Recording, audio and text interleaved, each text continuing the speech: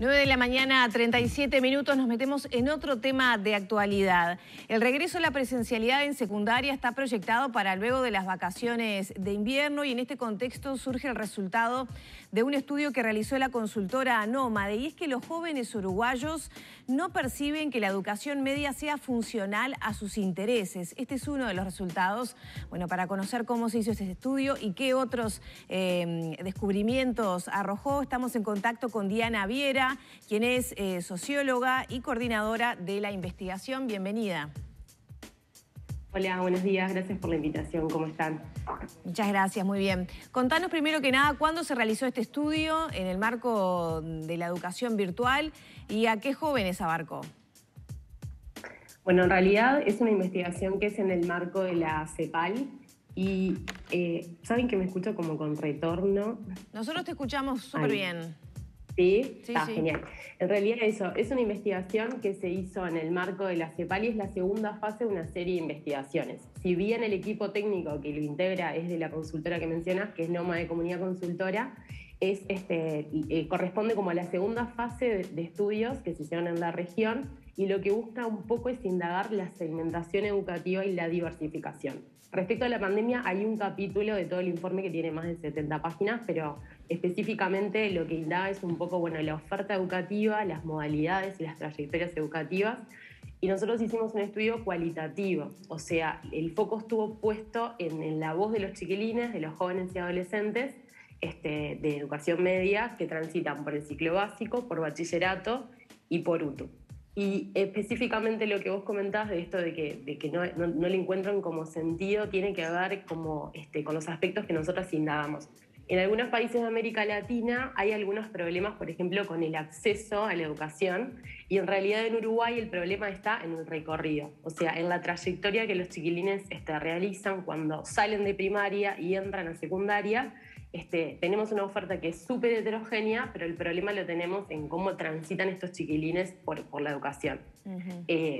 Algunos comentarios respecto a esto mismo tienen que ver con que una de las características que más destacan los gurises respecto a, bueno, por qué no es atractivo estudiar en el liceo o por qué es aburrido, tiene que ver con, por ejemplo, la compartimentación entre las materias, o que no le encuentran sentido muchas veces a los contenidos y a la situación práctica como de la vida cotidiana.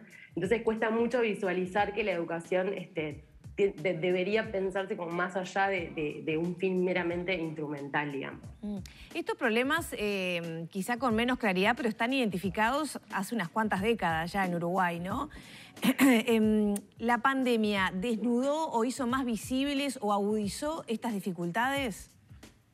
Bueno, en realidad es cierto que están desnudados hace un montón de tiempo. O sea, hay un problema que ya sabemos que existe, que es que tenemos una altísima deserción. O sea, el sistema no logra retener a los jóvenes en el sistema educativo.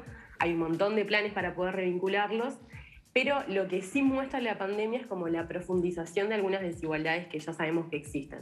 O sea, el foco como más importante de esta investigación, a diferencia de estos datos que vos decís que existen, que hace muchos años hay expertos que vienen estudiando el tema, es como recoger a partir de la voz de adolescentes y jóvenes lo que ellos perciben. En ese marco, en este contexto de pandemia, y eso está en el informe también, tiene que ver con la diferencia que existe entre los circuitos públicos y privados, específicamente respecto a cómo se transitó durante la virtualidad desde el cuerpo docente de los distintos centros educativos y la asiduidad a las clases virtuales en esta modalidad, al principio solo virtual, después mixta y después como el retorno a la presencialidad. Como que algo que quedó súper claro es percibir que en este contexto de pandemia hay muchos jóvenes que tienen como algunas trayectorias ya dificultosas. A esto le sumamos, o sea, factores de estrés, cambios en las rutinas de sueño, cambios en las rutinas alimenticias, se trastocaron las horas de sueño, todo en este contexto de pandemia. Y por un lado, dentro de los circuitos privados se declaraba muchas veces que había como un exceso de cantidad de tareas asignadas o un montón de Zooms al día y era muy difícil organizarse, factores como de mucho estrés. Y en contrapartida, en algunos estudiantes que son parte como de los circuitos públicos, como que fue más discrecional. O sea, dado que no hubo una obligatoriedad de determinado encuadre de, bueno, docentes que tengan que dar tantas horas de Zoom al día o por semana, como que cada centro pudo resolver como pudo, digamos, o sea, resolvió como pudo ese proceso, y por ahí en la pandemia lo que queda un poco más al descubierto es, bueno, las diferencias como en la capacidad de recursos, en la estructura y en cómo se pensó el sistema y las dificultades que tiene. Me llamó la atención que en este contexto que tú decís, uno de los resultados fue que se comprobó que algunos docentes estuvieron completamente ausentes del vínculo. En realidad, lo que verbalizan los chiquilines, y esto también tiene que ver con un problema del sistema. En primaria, por ejemplo, el plan Ceibal sabemos que es súper presente, que cada vez se utilizan más todas las plataformas educativas, desde CREA, PAM, Matific, recursos educativos abiertos, y lo que sucede en el traspaso entre primaria y secundaria es que eso empieza a disminuir notoriamente, y algunos chiquilines nos decían, bueno, volvimos a clase, por ejemplo, y yo ya no me acuerdo de cómo utilizar CREA o cómo utilizar las plataformas, y en realidad eso tiene que ver con que en secundaria lo que se percibe desde los chiquilines es que el uso de las tecnologías o de las plataformas para el proceso educativo, para la interacción en el aula, no siempre está presente.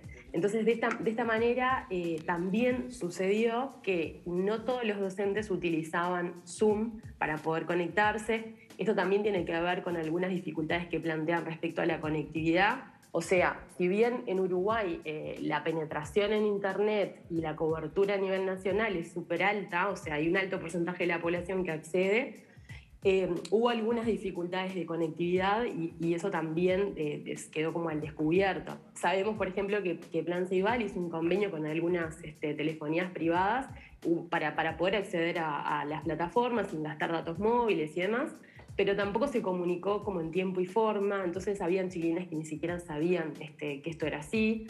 Entonces, como que en realidad lo que se descubre es que, bueno, hay como situaciones disímiles entre estos circuitos y que se visibiliza un poco como esa brecha también de la continuidad educativa entre privados y bueno, la esfera pública.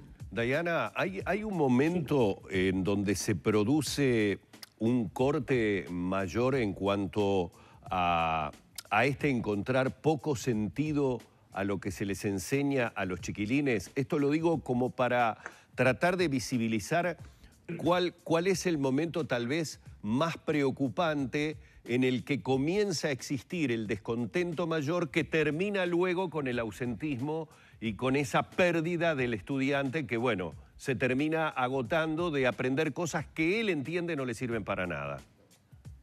Sí, en realidad lo que más se verbaliza, y esto salió muy fuerte en todos los segmentos, o sea, recordemos que son 58 chiquilines de entre 12 y 23 años, de ciclo básico, bachillerato, UTU, que en realidad lo que sí verbalizan en general es que hay un montón de materias que por ahí, o sea, siguen aprendiendo lo mismo que aprendían sus padres.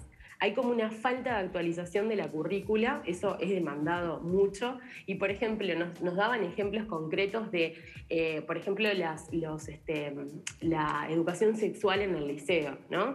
La educación sexual, nos decían, bueno, es como relleno, nos vienen a decir cosas que ya sabemos, nos ponen educación sexual cuando falta algún profe, pero en general nosotros, por ejemplo, queremos saber sobre el movimiento LGBTI, y ahí no podemos acceder a esa información. Después, otro tema que también es importante en esto que comentás es que a la salida de primaria, por ejemplo, una de las primeras preguntas que hacíamos para poder entender un poco la trayectoria de los chiquilines en la educación media, era cómo elegían a dónde ir, ¿no? Si al liceo o a UTU. Y acá hay una cuestión que es súper relevante, que también nos compete como a los adultos, de que la UTU es percibida como que ahí van los chiquilines que no quieren estudiar mucho más, que a la UTU van personas que les cuesta más estudiar o que les es más dificultoso. Y esa concepción, que en realidad somos los adultos que tratamos como de comunicar eso, desde los chiquilines que transitan por la UTU, es todo lo contrario. O sea, el pasaje por la UTU, la trayectoria en la UTU, es vista súper positiva y súper valorada, porque, por ejemplo, tiene esto de materias que pueden conectar ellos, ¿no? con situaciones prácticas de la vida cotidiana, o sea, fácilmente poder asociar que esos contenidos que se están aprendiendo los estoy pudiendo aplicar cotidianamente. Y eso no sucede en el liceo. Una de las frases más recurrentes era, bueno, estudiar en el liceo es aburrido, no es atractivo, no es que uno va por placer a estudiar. O sea, ya había algunos casos puntuales que obviamente después querían seguir una carrera universitaria, pero no es la mayoría. Dayana, ¿hay una página donde la gente puede acceder a toda esta información? Sí, en realidad sí, nosotros en la página de nomadeconsultora.uy vamos a linkear el informe, pero Bien. si la gente googlea diversificación de la estructura de la escuela secundaria en América Latina, está en la página de CEPAL, también están páginas de Presidencia, así que pueden descargar el informe y cualquier cosa estamos a las órdenes por los mails. Muy bien, muchísimas gracias por estos minutos. Ha sido un placer charlar contigo. Bueno, muchas gracias a ustedes. Bueno, así hemos estado dialogando con Dayana Viera, socióloga y co-coordinadora de Nómade, a propósito de este informe. Momento de pausa, ya estamos en las 9 de la mañana y 48 minutos con 8 grados de temperatura. Ya volvemos.